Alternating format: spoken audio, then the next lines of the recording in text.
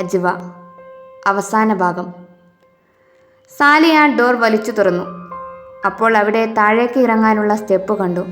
ഞങ്ങൾ കയ്യിലെ മൊബൈലിൽ ഫ്ലാഷ് ഓണാക്കി പതിയെ താഴേക്കിറങ്ങി. അതൊരു പഴയ ഗോഡൗൺ പോലെ തോന്നി. പൊടിയും 8 വലയും മാത്രമാണുള്ളത്. അവിടെ മനുഷ്യൻ്റെ ഒരു പെരുമാറ്റം ഉണ്ടായതായൊന്നും തോന്നിയില്ല. അവിടെ ഞങ്ങൾ അജ്വയെ തിരിഞ്ഞു. പെട്ടെന്നാണ് എന്തിലോ ചവിട്ടി ഞാൻ വീഴാൻ പോയത്.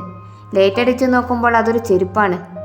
സൈറ വേഗം വന്ന് അതെടുത്ത് നോക്കിയിട്ട് പറഞ്ഞു, ഇത് അവളുടേതാണ്, അവളിവിടെ എവിടെയോ ഉണ്ട്. അങ്ങനെ ഞങ്ങൾ അവിടെ കണ്ട ഒരു മുറിയിലേക്ക് കയറി നോക്കി. അപ്പോഴാണ് അവിടെ ഒരു കസാരയിൽ കെട്ടിയിട്ട നിലയിൽ അജ്വയെ കണ്ടെത്തിയത്. ഞങ്ങൾ അവളെ വിളിച്ചെങ്കിലും അവൾക്ക് ബോധമുണ്ടായിരുന്നില്ല.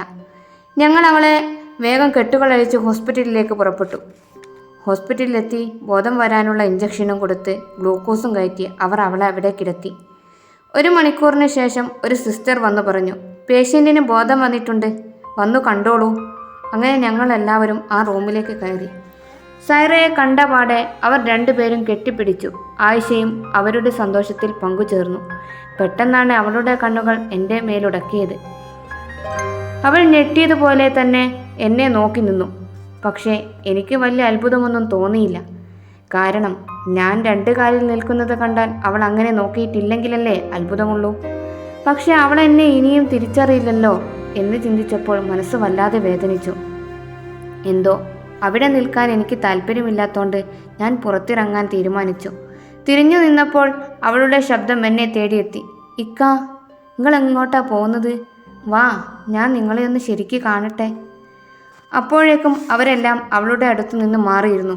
ഞാൻ പതുക്കെ അവളുടെ ബെഡിൻ്റെ അടുത്തേക്ക് പോയി നിന്നു. അവൾ എന്നെ വിസ്തരിച്ചു നോക്കി.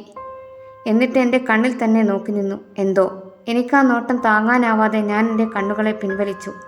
എൻ്റെ അജ്വ എന്നെ തിരിച്ചറിയുന്നില്ലല്ലോ എന്നറിഞ്ഞപ്പോൾ അറിയാതെ എൻ്റെ കണ്ണുകൾ നിറഞ്ഞു. അതവൾ കാണാതിരിക്കാൻ ഞാൻ വേഗം തിരിഞ്ഞു നടക്കാൻ നോക്കി. പെട്ടെന്നാണ് അവളുടെ കൈ എൻ്റെ കയ്യിൽ പിടുത്തമിട്ടത്. ഒരു ഞെട്ടലോടെ ഞാൻ തിരിഞ്ഞു നോക്കുമ്പോഴേക്കും അവൾ പരിസരം മറന്നെന്നെ കെട്ടിപ്പിടിച്ചിരുന്നു. ഞാൻ മാത്രമല്ല, ഞങ്ങളെല്ലാവരും മന്ദം വിട്ട് നിൽക്കുകയാണ്. പിന്നെ അവൾ മെല്ലെ എന്നോട് പറഞ്ഞ വാക്കുകൾ കേട്ട് ഞാൻ അവളെ എൻ്റെ നെഞ്ചോട് ചേർത്ത് അവളുടെ മൂർത്താവിൽ ഒരു ചുംബനം നൽകി.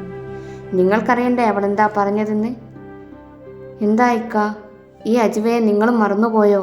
ഞാൻ കരുതി മറവി എന്നെ മാത്രമാണ് കവർന്നെടുത്തതെന്ന്. വിശ്വസിക്കാനാവാതെ ഞാൻ അവളെ തന്നെ നോക്കിയപ്പോൾ അവൾ പറഞ്ഞു, അതെ, ഞാൻ അജ്വയാണ്, ഇക്കാൻ്റെ സ്വന്തം അജു. എനിക്കെൻ്റെ ഓർമ്മകളെല്ലാം തിരിച്ചു കിട്ടി.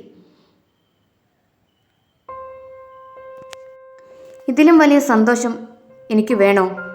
ഇനി ഞങ്ങൾ യാത്ര ആരംഭിക്കുകയാണ്. എൻ്റെ അജ്വയെ നെഞ്ചോട് ചേർത്തൊരു യാത്ര.